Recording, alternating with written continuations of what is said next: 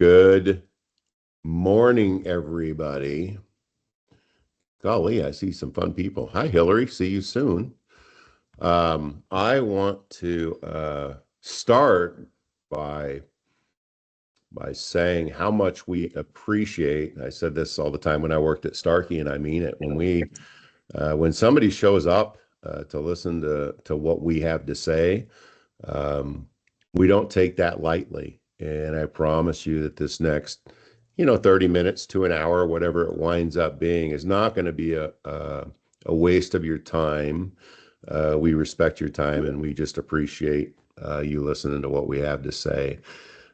This is a, uh, a subject that is near and dear to a lot of people in our industry. Um, we've had a good response to this webinar because it is kind of a puzzle that needs to be solved. And this is a third-party exit plan. And I don't want you to be fooled by the title. This isn't a third party, a TPA specifically is what we're referring to, fee for service. This isn't a TPA bad, this idea good kind of thing. This is just how do we navigate it, and we're going to share with you the ways that we've come to believe that we should do it in the acuity world. And so joining me is Cade Simpson. And Cade, um, Cade, why don't you give a little bit of your history in case somebody's on that doesn't know your history. Keep it short. Don't belabor the fact. We all know you're awesome, but go ahead, Cade. Uh, you said it's near and dear, and I think it might be near and fear to people a little bit, That's why it's a popular topic. Anyway, hey guys, Cade here, and I have been, if you don't know me, I've been in the industry. I'm in my 19th year. I'm a clinician. I ran a few clinics, opened a few clinics as a clinician, and then worked on Randy Schomborn's team at New Sound and got into the management of the clinics, leadership of the clinics, and today what we're doing, or went on to manage and do the same thing for all of Starkey's retail. And then today what we're doing is in the acuity world, we help different business owners around the country with their businesses and their strategies and marketing and things like that. And then we own our own clinics. We're doing it too. We're in the field, on the ground, out there helping patients in the world with in our communities with better hearing. That's what I'm up to. And if you don't know me, my history is on the other side, the wholesale side. And when Cade and I were talking about this, I should say, remind everybody that this is the first of a three-part series. We're gonna have this discussion today, and then a month from now, we're gonna talk about it again, and then a month from then. So this is a October, November, December deal. So we're just gonna talk about the genesis and kind of set it up, and then later we're gonna talk about strategy and planning and execution. If you make the same decision that we did, which is to exit out of third parties. This slide just kind of shows uh, a little bit of what we're dealing with out there. I'll share kind of my side on the wholesale side of watching it evolve, and Kate will talk about specifically from the retail side. It's kind of like, I can remember the first time I heard the company names: Hearing Care Solutions, Nations Hearing, True Hearing, Start Hearing. Obviously, I was a part of that. These TPAs, the way they came in, they presented to manufacturers and they presented to the retail world that we're going to grow access to hearing aids. And it was kind of on the belief that the obstacle to people seeking better hearing was price. And and I remember kind of being nervous about it, but I do know that the manufacturers embraced it because manufacturers live for something that's very important, which is to feed the monster that builds hearing aids. They've got to have more units. They've got to have more revenue. They are a business that is for profit, and they're doing what suits them. I believe that there are some manufacturers, maybe one in particular, that tries to bring the retail person along for the ride more than any other. But by and large, a manufacturer is a manufacturer and a retailer is a retailer. I remember sitting at the expo. We had 3,000 people in the room, and I was about to have my turn to go and talk to them, and I was having breakfast with one of the heads of one of the major TPAs. And I was, having an issue because they were cutting fitting fees again. And it just occurred to me at that moment that they had grown into something, the TPA piece had grown into something that wasn't really good for the manufacturer anymore. Because when they want more revenue, they go and squeeze it out of the manufacturer. It wasn't really good for the clinician anymore because when they want more revenue, they cut their fitting fees. And in my opinion, it wasn't really good for the patient anymore because you can't give the same level of service. So I was kind of really thinking that TPAs were a bad way for us to go.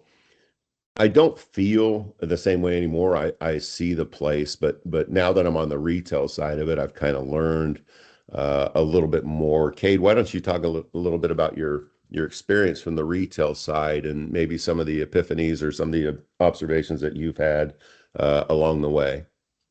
Yeah, I want to say this too, Steve. This topic it is near and dear, or it's near and feared. If you're doing a strength, weakness, opportunity, trend, threat analysis, whatever, this is maybe the most trendy, the most threat-like kind of or example that of recent years in the industry. The most. What else Mhm. it has is even close to it as far as a trend and a threat to the existence of the brick and mortar that are here in retail model. So it is near to people's hearts and minds, and what we're all out there fighting for in the in our communities. And so anyway, just reiterating the sense and the significance of this topic. And I want to throw this out there too.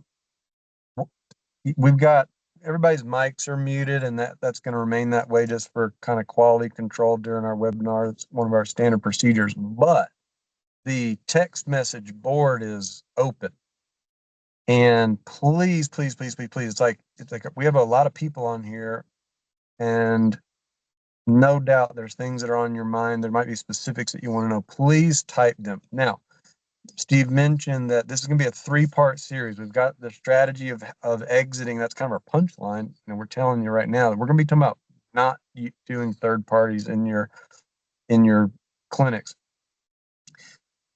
If we can answer the questions today, if they're appropriate today, we'll answer some. And we want to know what you guys want to know in the next 2 parts. We have, of course, core agenda of the exit plan, but we want to get to your questions directly. So please type your questions in the chat box. Okay, Steve, let me tell you about my experience with third parties in the clinic. So I was still a clinician. It's 2012. And I remember this patient comes in from this program called True Hearing. What is this? And it turns out it's this referral somehow through their insurance, and they get access to a lower price tier. I'm going to say, first glance, it's a lower price tier than what we're selling at the retail level. I say that because obviously there's details that support it. You could say, well, it's not same. It doesn't matter. The perception is that it's less to the patient, and even if it was perception, it's less, to the clinician. And oh, well, that's cool. We didn't have to pay for a marketing fee, direct mail for them, or we didn't have to do anything. They just got referred, and oh man, we get Free this fitting money. fee. It's cost of goods. It's free money. There's no cost of goods. We get $1,000 for not having to do anything. This is cool. And so it's like there literally was like one or two the first year, and then it just starts to pick up.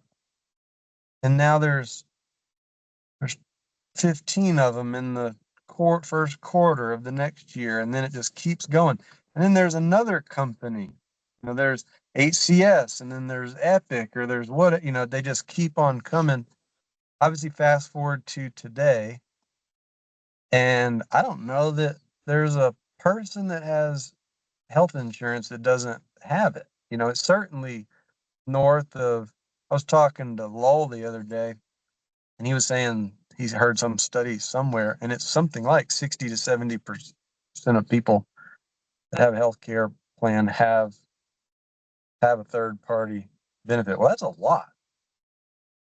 That is a bunch of people that are coming in the clinic that have it.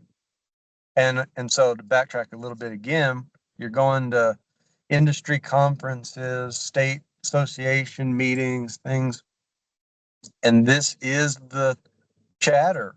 It's like you think of like a town hall meeting. What about the third party? What are we going to do about that?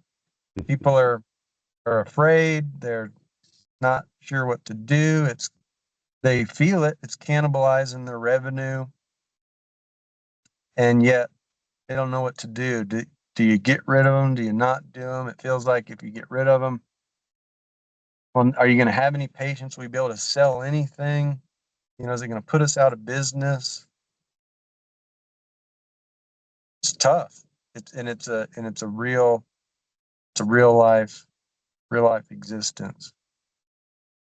We today, and we'll talk about a little bit more about this, but we today in the acuity world, we do not participate, not an ounce participate in any third parties, and we're having so much fun doing it. Especially, by the way, remember, we've done it. And I should clarify that. It's like that was all in the New Sound days. We've got 40, 50, 60, 70 plus clinics, and we're participating. And again, it creeps up and builds up. And we tried so hard to have, okay, when this person comes in, it's private pay, full pay, give them these services. When a third party comes in, it's these limited services. And God, it was just a battle. It was an absolute battle. It never really felt good. It never really worked that well. We obviously got by in some way, shape, or form, but nevertheless. And then, so now fast forward to today, and 5 years ago, 6 years ago, we said, we're gonna do without it. We're gonna cancel all the contracts we have. We're not doing them anymore. Our revenues went up, our profits went up, our clinic teams are happier, it's leaner, meaner.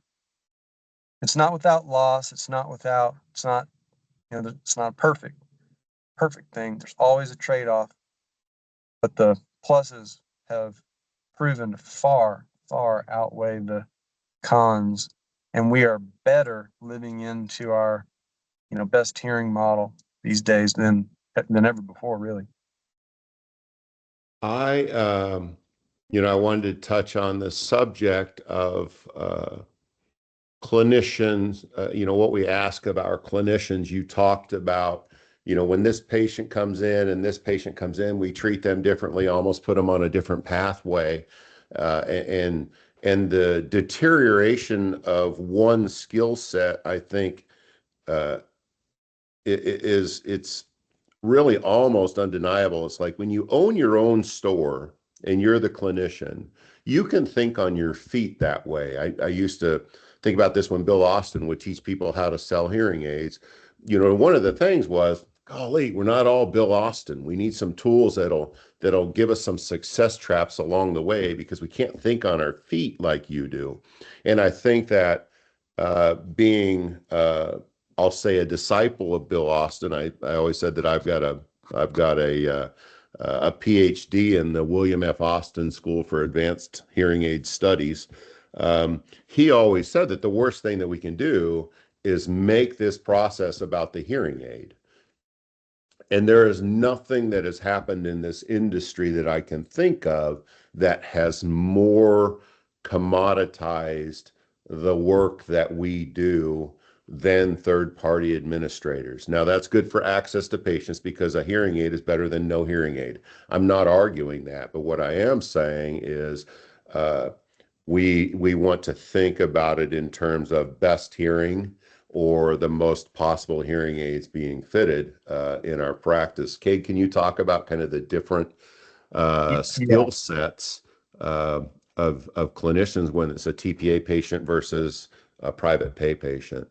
Yeah, I want to talk a little bit about what you just said on, is best hearing what you're doing, or is as many hearing aids as possible what you're doing. It is insinuated here, and so it's important to be clear. And this is me asking for a rally, let's put our hands in the middle and really wanting to encourage the listeners here that you your team, your business and your team deserves for you to be relentless about the pursuit of the hilltop you want to claim. What do I mean by that? What's your business model? Are you, like you said, Steve, are you in the better hearing business model really, or are you in the commodity we need to move units model? The quality of control on how well a patient actually hears is not what's actually important. I'm going to advocate really hard for the better hearing model. It's way more fun. We're going to play if we were forced to go into the quantity model. Well, I'm out. I'll go do something else. I like the better hearing model. So we're gonna claim that hilltop. Any good business, whether you're in the hearing or hearing aid business, or it doesn't matter what business you're in, you want to be niche. You want to have a very specific core customer. This is so hard to do because we're distracted by all of our customers that we see. Your core customer is not most of them. It's actually a small count, a small percentage count of your customers, but it's your bread and butter. It's your most profitable customers. It's the ones that come back on their quarterly checkups. It's the ones that appreciate the sermon management and the verifications. It's the one that purchase new treatments again. Okay. This isn't most of our patients. And I'm hoping that us business owners and operators that are on here going, okay, that makes sense. I could we could do a whole series of webinars just on core customer stuff, but trying to hit the dirty on just the high points of what a core customer means and claiming your hilltop. You gotta claim your hilltop, and you gotta then be relentless about it with your strategies, your activities, and the way that you present it to your team. Therefore, by the way, another plug for not doing third parties. Third parties are more towards the commoditization, the quantity route, the quality of better hearing route. Uh, Cancel them, and you'll be able to live in that world a whole lot better. Okay, let's go back to talking about the mindset of the. With that being said, let's talk about the mindset of the clinicians or the clinic team. And I will say, because this might be worth talking some about too. So remind me to bring it back up when you want, if you want, Steve. There's kind of two core reasons of the third party model not working in our model, in our better hearing model. Pick which one you want it to be, chief. I'm going to say chief amongst it is the clinic mindset. That's chief, because the second one is the financial piece of it. The way that your gross margins and things in the business, the way it's designed, it works. That'd be the other. But could be creative enough to make that work if you had a clinic staff that could make it work. We have found, again, we tried and tried and tried with dozens and dozens and dozens and dozens of clinicians to make do third parties alongside having private pay, full pay, if you will. And it just keeps not working. In our second webinar is a little foreshadowing. We're going to talk about the metrics that back up what I'm saying here. That's very important. Measurements that help tell a story and help paint a picture. You're not just doing it on feel or on gut, but rather calculated and objective, and making smart decisions as you can. So on the clinic mindset, we can't do it. We can't separate ourselves. You got a patient that comes in. Let's say you've paid your good hard-earned money. This is kind of the prototype scenario. You've paid good hard-earned money for a direct mail or some Google ads or Facebook or newspaper or whatever. You got a open house this week. Patient comes in. We go through our process and we make them a recommendation. And somewhere along the way, we've checked their insurance or whatever, and we find out that they have a third-party program. The clinics, it's like they feel obligated, Steve, to put them through the third-party portal at that point. Now, remember, I'm not talking about literally every clinician everywhere. I'm not talking about literally every patient every time that they do this. But again, we're going to show you metrics where, on average, the clinic teams will move them towards a third party, even when they're not referred. Because it's, so you'll hear people talk about their strategy of, well, if they're not referred, just do it through a private pay. If they're referred, that's when you go through the portal. And the clinic teams just have a hard time doing it. It's not lean. It's counterintuitive, and there's still, even though we talk, we got to keep doing it. We got to keep reminding our clinic teams that, better hearing and the art and science and the application of using the tools that we have is what gives a patient their best experience. It's not the hearing aids. I don't care what manufacturer it is. It does not matter what the capabilities of the little device are. If you don't have a educated, experienced clinician to tailor those devices to the person's ear, make that tool work for them. That's what I love that. You've mentioned treatments versus hearing aids. So at Acuity, we sell treatment plans that happen to include hearing aids.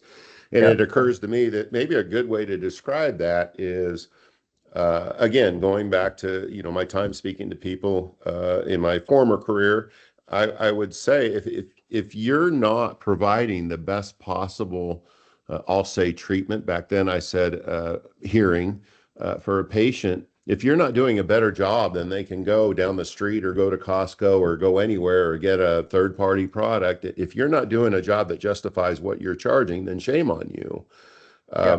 If what you think in your clinic, looking at the people that are in this meeting, if you think the hearing aid is the star of the show, then TPAs are what you need to be doing. But if you believe that you're applying this hearing aid uniquely and you are better capable, or you have standards in place that provide the best possible hearing for that patient, then the hearing aid is but a piece and is not the star of the show. The clinician Here's is. another little foreshadowing, little hint we're going to talk about in the strategies, because I said a second ago, you could say, well, if they're referred by the third parties, we'll go through the portal, but if they're not referred, then our process is to do private pay. Well, a lot of times what people do is they'll price match, because with some of the third parties, the price is lower. Like I was saying, it kind of, has that gut reaction of, yes, it's lower. Again, I'm discrediting any kind of per service comparison, but it's lower. Let's say your retail price is $7,000 and True Hearing is $5,500. Well, that's lower, but it's still $5,500. It's not like it's nothing. It's not like it's $200. Now, again, I know some of the plans are free, and even that, it's like we're going to talk about that too. How do you compete with free? But you might say, okay, if they're not referred by the third party, then what our process is to just price match, give a third party discount, if you will, so the patient still thinks they're getting a benefit, and but we get the revenue and we get the units or whatever. And I'm going to say again, this is a little foreshadowing thing. You don't have to do that either. You don't have to do that either. In fact, you shouldn't. And so that's one of those things where the message board, or at least in people's minds, are going, "What? You can't do that," or "How do you do that?" That's why it's a foreshadow. We're not going to unpack that today. We're going to talk about that in part 3. But we're going to talk a little bit more about claiming the hilltop and why we and how we do that. But before we move on, Cade, can you share a little bit about your experience when people say, you don't know my market? I want to hear your response to that. And, I'm kind of leading you into a discussion of the different markets where we've done this, I think is super important. And I also want you, as a retail expert, I know people that has successfully integrated TPAs into their business.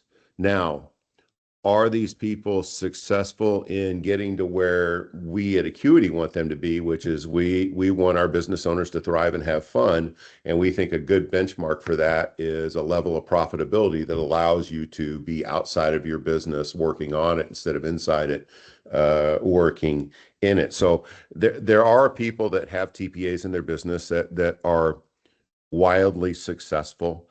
But in your mind, Cade, what does it take to be successful in that model to the tune of 20% profitability? What changes have to occur? And I'm really kind of just leading you into, there are people that have built their businesses around the TPA. How do they do that? Yeah, I got you. Yeah, like there's some things that you could say, like decisions have been made in the Better Hearing model. We're going to typically get 1,500 square foot office, 1,800 square foot or something. We're going to get a nice otoscope or nice audiometer, and we're gonna try to build it up full time, and we're gonna spend whatever we're spending on marketing and stuff like that. Well, those are expensive things. If you want third parties to be your business, the people that make third parties their business, for example, go look closer. You'll see that the addresses they have for offices are just little pockets. They're just little closets, basically. Not literally closets, but they're way off Main Street. They're a side room, something in a chiropractor's office that's on the 7th floor of the whatever business park building.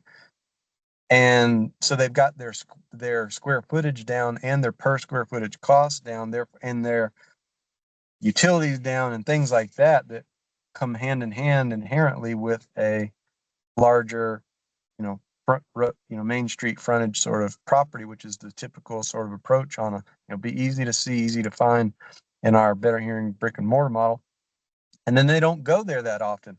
They might have like 8 locations that one clinician goes to and jumps around as the referrals come in to feed the appointments, and then they're boom, boom, in, out, and moving on. That's the short and sweet of that kind of model and how you would go optimize it. And you can see the contrasting difference between what we know and people on this call know as the Better Hearing model, and the way that we've got our expenses lined up, and the way that that what I just described in the quick of it third party model.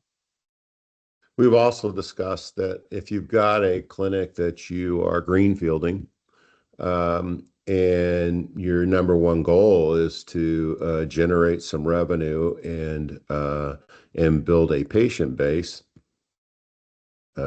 entry in with TPA business isn't a bad thing. That totally could work. I'll talk about that a little bit. So, yeah, that's maybe one of the best points that reiterates what Steve said right out of the gate, that we aren't third party haters. What we're saying is I mean, it's like we're unemotional. It's just here's the facts and the analysis, and that we don't need because it takes away this, and we like the trade-offs over here better. And we're able to be happier, leaner, meaner, more profitable, and all that. So, but let's say, for example, and we're kind of talking about mature businesses and clinics, which most people, again, that are listening in probably have a more mature average footprint. But let's say you're going to open a new office. You could, and by the way, let's just say in this scenario that I'm talking about, you have to go open it full time. Your clinician has to work there full time.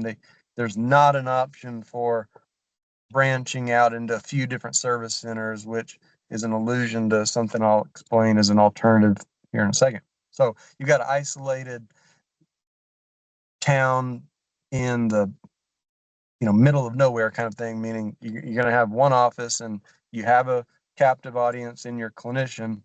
You got to open full time. Well, you need to say yes to every bit of revenue you can get. That is an actual good business strategy. That's good. Take it, sign them up. We'll take everything we should get. We should go to every health fair, you know what I mean? It's like, it's not just third parties. You should say yes to everything.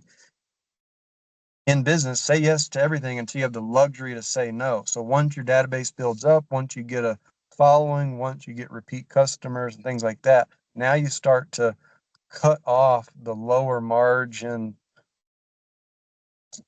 inputs and continue to build with the more fruitful inputs. And at some point you won't be doing third parties. So yeah, that's a good version of when you might use it, even in the better hearing model. The illusion that I was mentioning earlier is that if you can and when you can, what we like to do is not put clinics, let's say, in a super isolated area, but rather where's an area that we can kind of develop a pod of clinics. And in that case, you can go start with kind of service centers. Now, this isn't the closets I was talking about earlier, but it's somewhere in between, and it's certainly just not as much square footage as you might have in a full-time clinic. Let's say you get 500 or 600 square feet or something, or full-time, because you can cover the rent, but your clinician jumps between 3 or 4 service centers, and you don't do third parties, and you have your standard lead acquisition marketing, feed the clinic until such time that each of the clinics needs more, and you bring in another clinician, things like that. That's actually how we do it, because we aren't going to go sign up for the third parties, but any of those kind of ways can work. What do you have to say to the people that are either watching this right now or will watch this in the future because it'll be archived forever? But you don't know my market, Oh yeah. 80% of my business. How would you respond to that if that's what they're thinking? And if that's what you're thinking, I want to remind everybody, Kate has asked for questions. We would love questions. I don't know if there have been any, but we'll talk about that at the end. But what markets have you encountered, Kate, where this doesn't work? Well, yeah, I love a good argument. Somebody type something they want to argue about. Let me loose on 'em. No. The first thing I want to say is I want to kind of hit us in the stomach a little bit. If somebody says that, that is a comment, and I'm trying to be just bluntly honest here, not not mean, but bluntly honest. If you're saying that, you're just justifying irrationally the truth of the matter. Okay? Yeah. Whether I know the market or not, if that's what you're saying, my experience has been that you're just irrationally justifying your current existence. And if you're also complaining or having troubles with something, you have to change something. It doesn't matter where your market is. You got to change something if you want to make a difference. So with that being said, I do have Acuity has a unique history in that we have literally operated clinics in hundreds of markets. With Randy and New Sound, we had, near 80 clinics. Even then, so many people, business owners would come visit Randy, and we got to be a part of mentoring and talking to them about their different markets. Maybe we likely weren't in. And then, of course, when we were with the Starkey retail, we were in 35 states, hundreds of markets. And so there's literal actual, hundreds of cities and towns around the country that we literally have actually been in and operated in. And then with that, of course, you learn the moves and nature of how a market works, insert name here. And so we're able to come into even towns that maybe I've never driven through, seen, looked at ever before, but Acuity is able to put eyes and analysis on it and learn it pretty quick and know what to do. That helps, Steve. Yeah, and when we're claiming that mountaintop, it's not just those two business entities. As a consulting group, Acuity has also recently helped a very large operation in the Rust Belt that was, a lot of their revenue. We have a clinic here in Tulsa that I think revenue was around 40% TPA. Um, it is you get around it, you transfer into the better hearing model, and it is much more scalable. Um, and you have to really train your clinicians to do the very best job when it comes to patient care. And you have to have these tools, and you have to just pound it home over and over and over. Can you talk, Kate, about really how scalable it is to go into the better hearing model? Yeah, I like that you've said that word. That's a core value of ours in the way that we operate. Is it scalable? Is it part of the strategy? Does it fit the strategy? These are operating core values of ours, and therefore ones that we teach. And another, I'm gonna say, core value and strategy is we apply lean methods to our operations and lots of different things. In the clinic operations world, this would be one. So in lean, in the principles of lean, you want to do as few steps as possible in order to achieve a successful outcome. And so, for example, getting rid of third parties, that's less portals and logins and connections to bank accounts and whatever's that come with it. And that saves you time and money in itself. I mean, and that's kind of a back office thing. And then it comes back to the leanness and the scalability of what we talked about earlier, which is the mindset of the patients the clinic teams, where they have one frame of mind they have to stay in. They can stay focused in, locked in. They don't have to be bipolar, and they can just operate with here's the steps, here's what we do, and which do you prefer? I love that. And you've got to know how to answer the questions that people are going to ask. And in order to train those, you've got to document them, and you've got to drive them home over and over and over. When somebody calls and says, "How much are your hearing aids?" Everybody on your team needs to know how to answer that questions. And do you accept um, insert TPA or insurance here? How do you answer those questions? Can you talk a little bit about uh, driving those behaviors, Cade? I want to give, as an answer to that, Steve, I want to give kind of the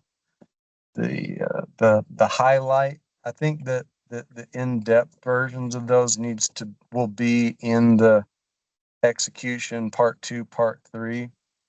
And so I want to say things, for example, like we lead with this principle of you receive the patient's agenda. You never want to make them feel dumb. You want to receive their agenda. And when we receive their agenda, do you accept so-and-so insurance? Well, we're going to answer by saying we work with all insurances. This is literally the words that we say. I will share that piece of it. We work with all insurance. We're not saying we take all insurance. We'll work with them, and we'll be happy to check your policy when you come in. Are you calling for yourself or someone else? You receive their agenda, and then move to the next answer it, and then move to the next question. You're calling for yourself or someone else, and you just keep going. You lead. We're going to teach about leading the conversation that way. I'll throw this Easter egg in there too. We don't check insurances, by the way, until the patient has said yes to treatment. What? Yeah, we do not check their insurance until they said yes to treatment. I'll throw another nod in there for lean. Think about the time that your PCCs are spending on the phone to get insurance verifications. It's hours and hours and hours and hours. And we've done it, and we've seen people do it and continue to do it where you're checking the insurance for every annual test and every new test that you have. Well, multiply that times, an hour and a half, if that's the average phone call. That's a lot of hours. We cut all of that out, and we only check their insurance if they say yes. And that in itself has been extraordinary in the time saving from what a PCC's efficiency can do and what it opens them up to do other administrative tasks, as well as reinforcing. There's this inherent reinforcement when you don't take third parties, when you don't offer, like I said earlier, a third party matching discount, when you don't check their insurance, there's this inherent behavior in the clinicians where they go fight for better hearing, and it builds their confidence when they're making a recommendation. And it is so satisfying to watch, witness, and be a part of their journey and their own confidence in what they're doing. I love it. Can you hear my dog barking in the background? I wonder. No. Okay, well, good. Then he's not barking in the background. Let's talk about these next couple of webinars, what we're going to do. And again, I want to drive home the fact that we're not saying that if you're taking TPAs, you're doing it all wrong. We're saying that this is what we have decided to do in our business because we fully believe that it is more scalable. We believe that it is more profitable. And we believe really that the level of patient care is far superior when that's all you focus on. Can you talk a little bit about the elevated patient care or patient experience in the Better Hearing model, Cade? I want to reiterate what you just said. You're saying we believe better profit, et cetera, et cetera, et cetera. This is all documented, by the way. We did a third-party podcast. We had Lowell Scott on as a guest. It was a year or so ago. Go, guys! All of our webinars are recorded. You can go back and find it. Go watch it. There's some metrics which we'll show again in part 2. But we're not saying things that aren't measured. We operate our clinics, by the way, with a running EBITDA of 20%. We often hit higher than that. It only comes in lower when we make investment. We just built out, if you're watching our LinkedIn pages, we built a giant clinic in Florida, and the cost of putting that all together brought our profitability down in Q3 to 14.9%. There was also a webinar we did, you and I, Steve, about profitability, and we showed our P&L. If you want to see our P&L, go back and look. So we're not making stuff up here that I'm doesn't going to have jump the in, Cade, metrics to because back it. we actually had somebody ask the question, will this webinar be recorded? I want to say exactly what you do. You go to our website, which is Cade, AcuityHearingNetwork.com. and then you go under, is it learning? I think that's the heading. Our website's pretty simple Yeah. to navigate. I'm My not point is, staring if at you it go to right our now. So website, you go, I believe the heading is learning. Every webinar that we've ever done will be there, and you can watch let's it let's as do often as let's you want. Yeah. let's let's do this magic trick. Sarah has probably already posted. If not, she's hitting paste right now to the link to the webinars in the chat so that everybody here can go follow it. Oh, okay.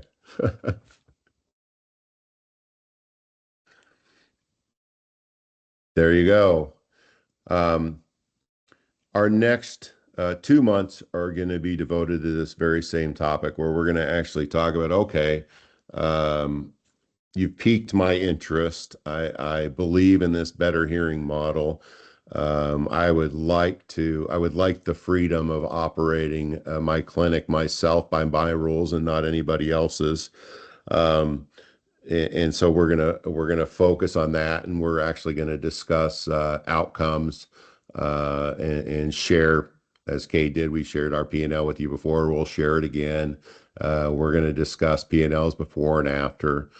Kay, do you have anything to add to the next two, the kind of the tease of the next two webinars? Well, I gave a few teasers, early on in we're talking about the actual analysis, like you just said. I'm saying it again. We're going to show analysis. We're going to show P&Ls. Again, you can go find our past webinars, but you want to look those up. Then we're going to show our P&Ls again, because again, we're not making it up. And let me add this one last thing to that. Acuity's purpose statement is to help business owners thrive and have fun. Thrive to us is very helpfully supported by profitability in business. That's a good metric to and cash flow to support thriving. And like I just said, we like 20%. So regardless whether it's third party strategy or clinic payroll or equipment or how to build out a facility, it doesn't matter. Marketing, if you're not operating at 20%, then we hope that you'll reach out and let us chat with you, because we have fun doing it, analyzing and helping business owners thrive and have fun. This is a significant strategy implementation to move that way. Raise your revenues, raise your profitability, have more fun. Your clinic teams have more fun. Okay, so what's coming up? Part 2 is really going to be heavy analysis, really heavy. We're going to show what you need to measure, what we've measured in the past, so that you can see and get a more clear picture on how third party is likely cannibalizing your business versus adding value or adding revenue. Because what happens, and we'll talk about this in depth, what happens is you get going with third parties. Now you see it on your P&L as extra revenue, because everybody goes and puts it as, third party fitting fees or something. You're a small business, it might say 10 or 20,000. If you're a larger business, it might be hundreds of thousands. And you think, well, gosh, if I quit them, that revenue goes away.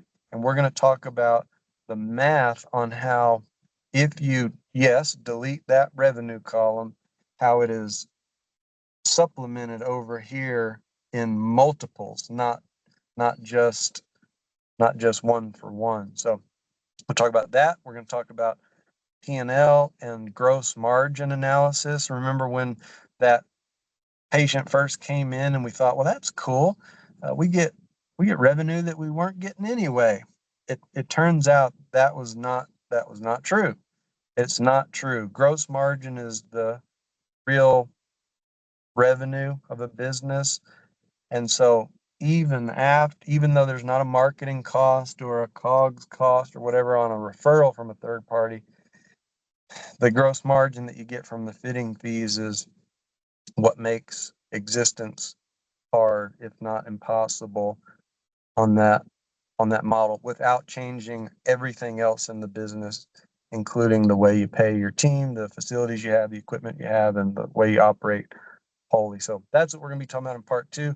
Part 3, we're going to share the tools, our pricing tools, our a third-party comparison tool, service fee sheet, things like that, as well as the stages. Well, that'll kind of blend probably between the two, kind of the stages of what you need to do to exit the third parties, the tools that we have or that you would need to develop on your own, as well as the timing and planning that you need to go through in order to pull it off. Thank you, Cade. I'm looking forward to those discussions. I'd like, Sarah, do we have any questions that have come up? No, I mean, we had the question about if there would be a recording. I did post that direct page link. This will likely be posted later this evening or for sure by tomorrow. And then our friend Jason, he's just being silly. He said, people in West Virginia are poor when you were Hey, Jason. saying you wanted people to argue with you, Cade. Jason, you're not poor. I saw that and giggled to myself. Steve, I'd say then, the people that are on this call, the people that are going to maybe stumble upon our site and watch it, send us an email then. Can we show our contact info again or something? Send us an email. I mean, really, like if there's a very specific question that you have regarding third parties, the use or not use of them, or again, as always, anything else as it relates to, better hearing clinics, we like playing ball and like, if nothing else, just chatting with colleagues and fun people. So anyway, send us an email if you have questions, because we do want to answer them. We're passionate about this, and so any conversation that we can have, we're happy to do it, whether you're our customer or not. Like Cade said, you're our colleague, and actually a lot of people on this phone call, you're our friends. So who doesn't want to talk to their friends? I want to say thank you to Sarah. I want to say thank you to Cade. Oh, hold on. I'm sure there will be more questions. I didn't hear. Hold on. Is that somebody being funny? Oh, yeah. Yeah, thank you. Somebody just pointed out that I'm sure you'll get more questions when you get into the nuts and bolts.